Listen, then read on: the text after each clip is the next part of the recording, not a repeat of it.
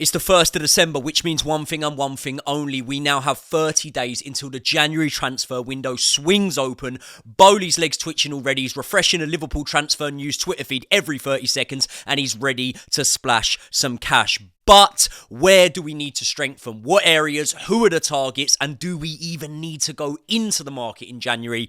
Let's delve into it. Right, people, what's happening? And welcome back to the Joey Knight podcast. If you are not already at the end of the video, please do me a massive favour and hit the subscribe button. Also, click the bell so that you get a notification every time I drop a video. And right now, please smash the like button. I've been speaking to you guys for a while on here about the fact that I was going to do an interview with Joe Cole, which I was really excited for. And that interview is now up on the 5 UK YouTube channel. That's Rio Ferdinand's channel. But here is an exclusive little clip for you. Joe, you were brought in by Ranieri. Obviously, that summer was crazy, wasn't it? We signed a lot of players. I think it was like 17 first team arrivals. You were brought in with Glenn Johnson, weren't you, in that same... Yeah, Jono was brought in before me. Yeah. And I mean, like, it was insane. It's insane. I don't think it's been documented properly, like how mad at time it was for English football, because it was like you had Manchester United and Liverpool, the old clubs, you know, they and the thing is with Manchester United and Liverpool, you know, they talk about history. Liverpool were the best club and they were buying the best players. Like there is a common thing. Like Manchester United have always had money, they've always bought players. They're my two richest clubs, so they win the most, right? Economics. Then this guy come in at Chelsea and he took this team Chelsea. And he's gone, right, we're going to compete with you. And he was just like, right, the money was coming in, the players were coming in. And listen, we've seen teams try and do that and go really south. Yeah. You know, so it's not just, people go, oh, you bought it, you bought it. Trust me, you need to go, money, who's ever seen a pound note score a goal? The players have to do it.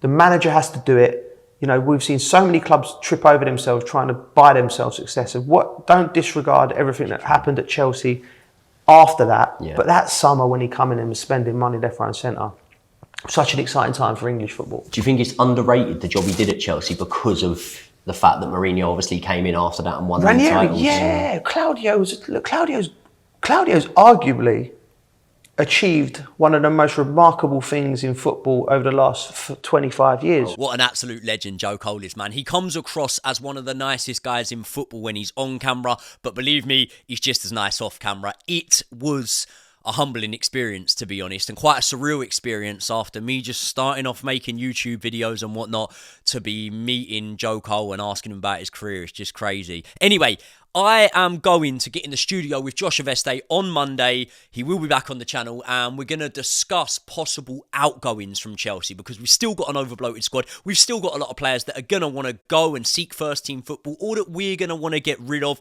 We've got plenty out on loan, so we'll discuss all of that. But this video, I am just going to talk on a few significant possible incomings. Right, so varying reports on Gabriel Moscardo. I think that's how you pronounce his name. I hope I'm not butchering it. I'm sure you lot will tell me if you are. He is the 18-year-old midfielder from Corinthians in Brazil that we have been monitoring, looking at, we're apparently interested in, and he missed a game the other night. And reports in some sections of the Brazilian media was the reason that he was not fit and available, or at least just available to play for Corinthians, was because he has now agreed personal terms with Chelsea. And a lot of top clubs have been monitoring him. Apparently, I'm seeing here that Arsenal, PSG, Barca, Madrid, Bolton Wanderers of all... No, I'm joking, Bolton weren't. But the rest of them have all been in a race to sign him. So the fact we have potentially signed him, if this is even true, would be pretty impressive. And if we haven't, look...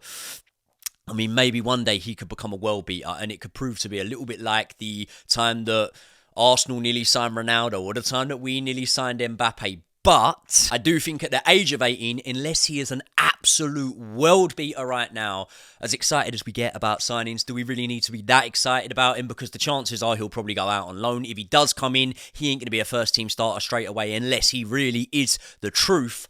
I just think we'll see something similar to the likes of Cassidy, Angelo, Amari Hutchinson, Santos, who we've now recalled off loan. Interesting one. We might speak a little bit about that. I think we'll see him go out on loan first. The only thing with him going out on loans, apparently you're only allowed 7 loans at a time, I think. And I think we've got all 7. We might have 6 now that Santos has been called back. So let me know. And you know what? I haven't seen much of this kid apart from highlights reels on YouTube. And I'm sure a lot of long-term viewers of the channel know my feelings on YouTube montages and highlights of certain players. But as much as, if he's a really good talent and all those clubs want him, I wouldn't be disappointed to have him brung in.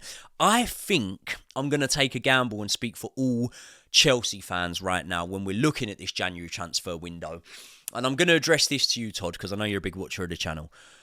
If you are going to spend some cash in this January transfer window, I think we've got enough of these 18, 19, 20-year-old gems stockpiled that we can keep bringing in these young talents, and they're just probably going to sit on the bench, go out on loan, linger around Cobham. I would very much like us now to bring in a couple of those 24 to 27 or 28-year-old players who have been there and done it at the top level, played Champions League football and know what it is like to win. Potential's brilliant, but while we wait for the potential to arrive, we obviously put ourselves in a slightly vulnerable position because let's say, for example, we don't get Champions League football at the end of this season, which is now looking massively unlikely. Let's say we don't get it again next season. The FFP restraints that are going to be on us are going to be daunting. And as well, are a lot of these players going to want to stay at the club without the promise of Champions League football or Champions League football at least on the horizon? So I do think that, imagine I don't know, I haven't really watched him too much at Barca, but imagine we had gone and signed Gundogan when he had left Manchester City, or a couple of players like that. I just really do think we need some seasoned winners in this team. So if you're going to go and get anyone, I think we should not completely ditch the youth strategy of bringing in these young talents, but maybe just go for someone who's either young and very much proven, or proven and a little bit older. That sort of profile. Nothing wrong with a good little 26, 27-year-old to stick in that midfield. Arsenal had a very young team, but they also had the likes of Granit Xhaka in there. There's a lot of teams that will have those core players that are able to elevate everyone else and pass on their experience to everyone else while they're on the pitch. So the next player we have been heavily rumoured with is Marc Guehi, the 23-year-old Crystal Palace defender who we sold 2 years ago. I like Marc Guehi, man. Always liked him when he was at Chelsea. Solid defender, good on the ball, good passer, comfortable in and out of possession. But can I just ask a question, and people are going to scream and take offence to this? Is Marc Guehi miles ahead of Trevor Chalobah? Or is he miles ahead when it comes to minutes and time on the pitch? Because I don't know, man. I often think Chelsea are really guilty of doing this thing where we look at players at other clubs and go, yeah, we should bring them in. And I don't think a lot of the time they're any better than what we've got. They've just had the opportunity to shine at other clubs and be nurtured and developed and brought through. So say, for example, when we sold the likes of Marc Guehi, I know it wasn't immediately after, but and Kurt Zouma, for example, and Fikayo Tomori, and then brought in the likes of Axel Disasi and Benoit Badiashile. I'm not saying they're not, but are they miles ahead of them? Are they miles better? Obviously, look, we let go of players like Tino Livramento. We see how well he's doing now. I know he's not a left back, but off the back of that, obviously brought in Cucurella, Melo Gusto. Are they miles ahead of Livramento? I don't think so. I think Livramento is one of the best fullbacks in the country at the minute. So it's a strange one. I'm not too sure on it. I really do think that if Trevor Chalobah had just played 2 full seasons at Crystal Palace, we'd be speaking at him and going, yeah, he's one for the future, really good player. So I don't know. Let's stick a pin in it. What I do know is I would like to have Marc Guehi here. I'm just not sure whether we're massively in need in January of the defensive reinforcements. Now, clearly, right, if we look at it, we've got Trevor Chalobah. He's the furthest down the pecking order, I would say, under Pochettino at the minute. But he is injured, so let's see how he comes back. We've got Wesley Fofana. We have got, obviously, Thiago Silva. We've got Benoit Badiashile. We've got Axel Disasi. We've got Levi Colwell, who can play at centre-back. And Poch seems to like him at left-back. That, for me, is enough players there. But when you think about at the end of this season, we're probably not going to have Thiago Silva and Trevor Chalobah anymore. That leaves us with 4. You want 5, really. I understand that. And obviously, we have got players that I haven't mentioned, like Humphreys. But you want let's say 5. So would bringing in Mark Guehi be a problem? No. I do think that we might need depth in that area after this season. But how much are we going to spend on Mark Guehi? Because if we're looking at spending 50 million or so on Mark Guehi, that means just on centre-backs since Bowley's ownership, we'd have spent, coming up to 200 million or something. I think Fofana was about 70 million. Benoit Badiashile was about 35. Axel Disasi was 40. And then if we would spend 50, that's about 190 million we spent on centre-backs. And as I say, I'm not 100% sure that Mark Guehi's definitely better than Trevor Chalobah. He is at this moment in time, but given the same amount of experience, would Trevor Chalobah be right up there? I don't know. I'm hoping you lot can answer the question for me. The only one thing I would say about the Mark Guehi arrival is, should we be going back in for players that we've already sold? You know, we look at how it went when Man United went back in for Pogba. That didn't go all too well. But what I would say is, Todd Bowley never sold him, so it's sort of irrelevant, isn't it, whether we go back in for him or not, because Bowley never let him go. And I'll tell you one thing, right, where it will bode well for us if we do go back in for him is, at least rather than bringing a player over from Serie A or from La Liga or Ligue 1, or even somewhere else in the Premier League, at least Mark Guehi understands the club, knows what the club and the fan base expects, still knows some of the teammates like Reece James and Conor Gallagher, and should hopefully be able to slot straight into that role. Right, let's move on to the number 9 position. Is it Osimhen? Is it Tony? Is it neither? Is it both? I think neither, to be honest. I don't really like the way that Ivan Toney has apparently been sort of flirting with Arsenal and Liverpool. You know, I get it. I'm not deluded to think that a player's going to want to choose Chelsea at this moment in time over either Arsenal or Liverpool, both of which I can pretty much guarantee are going to be playing Champions League football next season.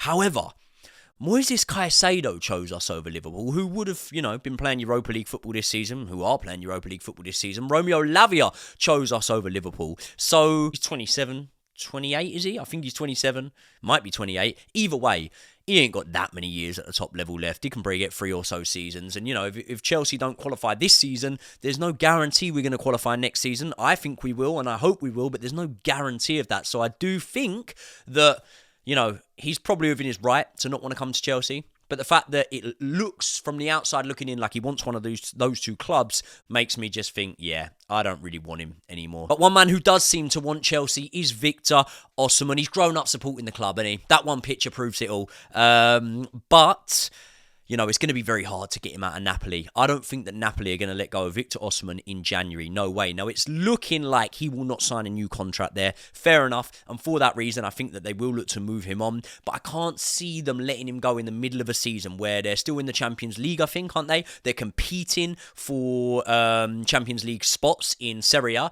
and maybe even a title push if things start going really well for them. And obviously, Victor Osimhen is a massive, massive part of that Napoli team, and for that reason I just can't see them letting them go. They're not going to be able to get in a reinforcement in January. Strikers are in such short demand, it'll be very, very hard to do so. So I think it's very unlikely that in January we see Victor Osimhen come over. But what I do think is with Victor Osimhen, we may well see somewhat of like a pre-contract agreement, something like that. We saw it with Nkunku and he ended up coming. But I do think that if we don't go and buy Victor Osimhen in January, it's not going to make all that much difference, If we got a Tony in, if we got a Victor Osimhen in, does it pretty much guarantee us Europa League spots? Yeah, I think it does. But is that the be-all and end-all when we look at if next season we can level up again in our squad and really have the understanding of how Poch wants these boys to play with a year of experience under their belts? Is Europa League football going to hinder us? No, I'm not saying I wouldn't like it. I would love Europa League football. But is it going to hinder us? I don't know. So is it massively important this season? If we're looking at it and we're going, right, if we fail to beat Brighton on Sunday, then this season's pretty much a dead rubber now and there's nothing to play for. Do we need to bring that number 9 in? Or do we stick with what we've got in Brower, in Jackson, and in Nkunku to come back? And to be honest, I can't really make my mind up on this because a part of me says that a number 9 is definitely the missing piece to the puzzle, and at least once we get one, we then have closure whether or not that was the missing piece to the puzzle. But I did also think that when we signed the likes of Mudryk, Caicedo, Enzo, Fofana, and many others, that we were going to be massively propelled up the league straight away.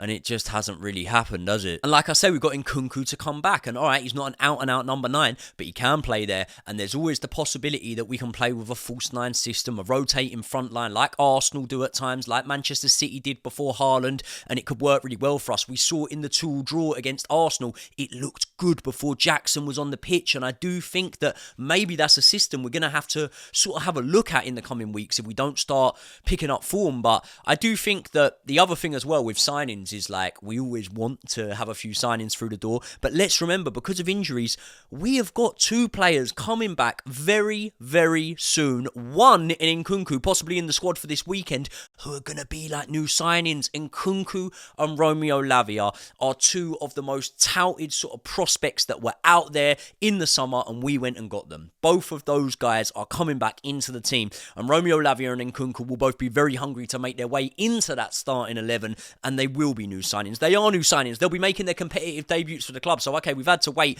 but let's not overcook it. Do we need to add so many more ingredients into this pot while we're trying to cook? No, I don't think so. I think it's going to hinder us if we do, and we know Mauricio Pochettino wants a smaller squad. But there's my thoughts on Moscardo, there's my thoughts on Guehi, Osimhen potentially coming in, Tony wanting Liverpool and Arsenal. But as I say, myself and Josh Aveste are going to get in the studio on Monday. We'll be banging out a couple of videos next week. Obviously, we've got Brighton on Sunday, we've got Man United on Wednesday. The games are coming thick and fast, but I tell you what, I prefer it like that. I hate the whole one game a week thing. It is boring.